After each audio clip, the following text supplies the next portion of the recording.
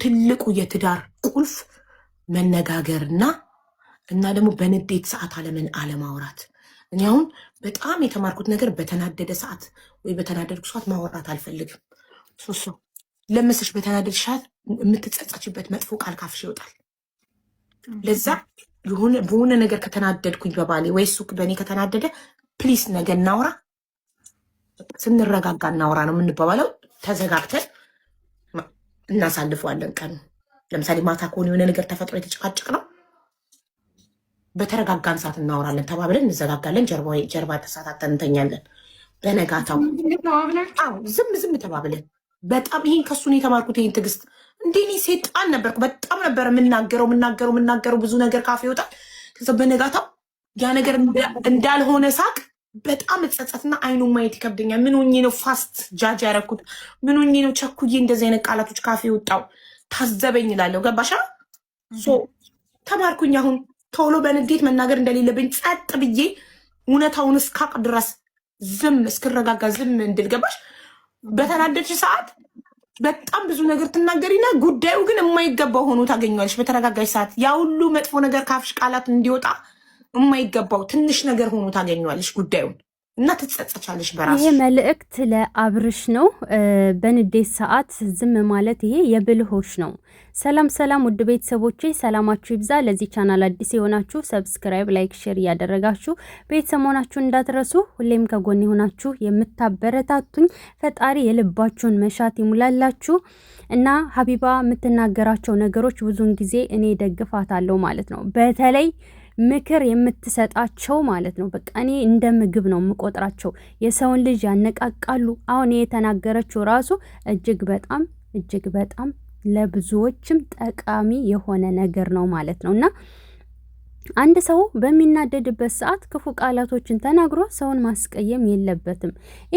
ደንበር አልፎ በቃ የሰው ልጅ እኮ ነገ ሊገናኝ ይችላል። ገባችሁ? ያልሞተ ሰው ሊገናኝ ይችላል። እና ነገር ግን ደግሞ ክፉ ቃላት ተናግሮ ያ ክፉ ቃል ደግሞ አእምሮ ላይ ይቀመጣል።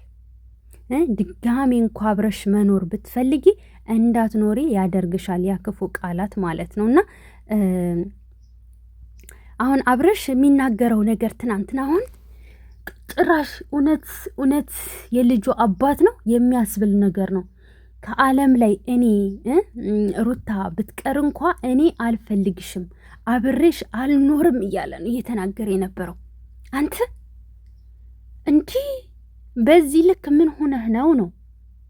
እውነት ሩታ አግቢና ሌላ ማለት ነው አሳየው አንዱን ጎረምሳ አግቢና ገና ደስታን አየሁኝ ብሎ እንደዚህ ያንጨረጨረው ያለ ስልክ እየደወለ መቼ ነው የምትሄጂ? ወዴት ነው የምትሄጂ? ከማን ጋር ነው የምትሄጂ?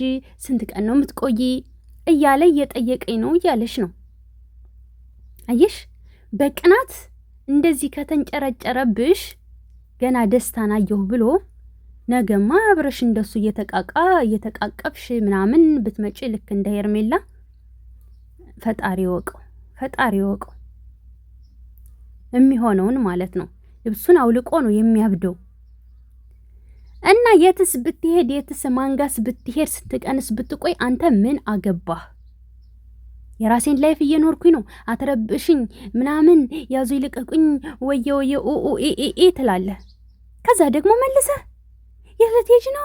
ማንጋ ነው የምትሄጂ? ምናምን ምን አባባለ? ያኮ ማለት የምትቀና የምትፈልጋት ነው መልእክቱ፣ እንደምትፈልጋት ነው መልእክቱ። እንደዚህ እያልክ ዙረህ ደግሞ ከኔ ህይወት ትውጣ ብለህ ወቀሳ ክስ ታመጣለህ። ይሄን ያክል ይሄን መጥፎ ቃላት ካፈህ የሚወጣው ለምንድን ነው? ለምንድን ነው? አየህ፣ የሀቢባ ምክር ላንተ ነው። የሰው ልጅ በተናደደበት ሰዓት ዝምታም ወርቅ ነው። ዝምታም መልስ ነው ባጭሩ። እንዲህ ያዙ ይልቀቁኝ፣ ነገ የምታፍርበትን ነገር እኮ ነው እያደረክ ያለው። ነገ ይሄንን ሪከርድ አሁን ይሄንን የምትናገረውን ልጅ ሲሰማ ምን ይላል? ውርደት እኮ ነው። አንተን እኮ ነው የሚነቃ፣ እሷን አይደለም። አልፈልግሽም በአደባባይ ብሎ ወጥቶ እንደምናገር የሚያሳፍር ነገር የለም። ሩታም ደግሞ ሊቆጭሽ ልትናደጂ ይገባል። በቃ ይሄ እንደዛ አባባሉ ማለት ነው። አንቺ ሌላውን ጎረምሳ ማር ሸበላ የሆነውን ቀብረር ብለሽ እስቲ ከሱ ጋር አሳዩ፣ ያላየውን አሳዩ። ሲጀመር እኮ እሱ አትፈልግህም ታውቃለህ።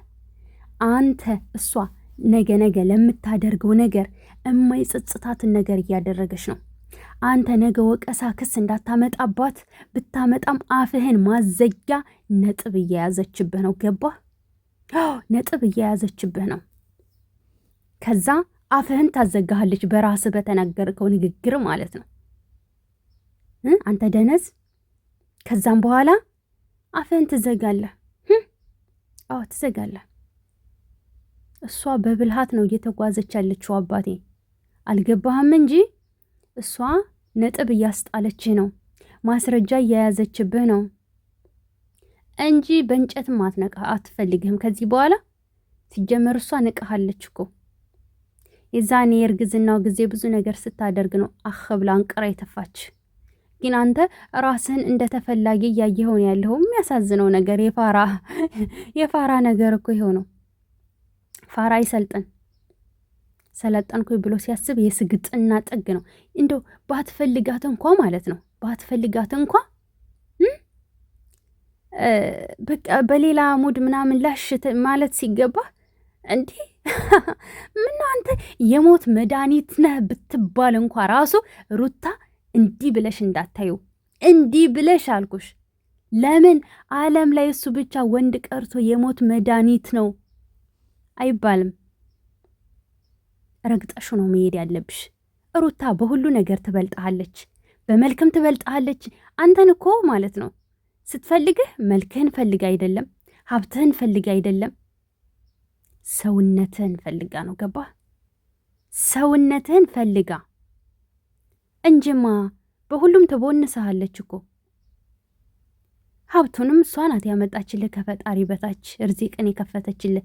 ይሄ ደግሞ እንዳትሸመጠጥ ራሴ የተናገርከው ነገር ነው እንጂ በሁሉ ነገር ትቦንስሃለች፣ በሁሉ ነገር ትበልጣለች። የሰው ፍቅር አላት። ማንም ሴቱም ወንዱም ይወዳታል። ማንንም በፍቅር ጠብ ማድረግና ማንበርከክ የምትችል ሴት ናት። ራስህን እንደተፈላጊ ቆጥረህ ያዙኝ ልቀቁኝ ከህይወቴ ትውጣልኝ ሲጀመር ማለት ነው። አንተ ከሱ አልቆረጥክም። ያልቆረጠ ሰው ነው 10 ጊዜ የሚጨቃጨቀው የሚመላለሰው፣ በልጅ እያሳበበ በብዙ ነገር በሆነ ባልሆነው የሚጨቃጨቀው እንጂማ ቀለበት አስራሃል ላጥ ለምን አትልም? በቃ እንደውም ሀገር ልቀቁ፣ ወደ ሌላ ቦታ ሄዱ ተያይዛችሁ። አትሄድም። አንተ ነህ እንደውም ከሱ ያልቆረጥከው። ቢገባህ ማለት ነው። ራስህን ፈትሽ፣ ራስህን አዳምጥ። ከሷ ስር የምትለው 10 ጊዜ እየደወልክም የምትረብሻት አትረብሻት፣ ከህይወቷ አውጣላት። እንደውም አንተ ነህ መውጣት ያለብህ እሷ ሳትሆን። እሷማ ከወጣሽ ቆየሽ ኦልሬዲ። እና አንተ ከሷ ስር ያልጠፋው ስላልቆረጠልህ ነው የምልህ አስረግጬ የምነግርህ። እሷ ግን ብላ ተፍታሃለች። ባጭሩ የምትፈልግህ መስሎህ ነው ምስኪን። እና ራስህን እንደተፈላጊ የምታየው እሷ ግን እንደማትፈልግህና ከእርግዝናው ቀን ጀምሮ እንደተወችህ ብታውቅ ምን ይሰማሃል? እና ሩታዬ አሳየው፣ በቃ ያላየውን ነገር በሙሉ አሳየው ነው ምልሽ። ሰብ ላይክ አድርጉ ውዶችዬ። በቀጣይ ቪዲዮ እስከምንገናኝ ሰላም ቆዩልኝ።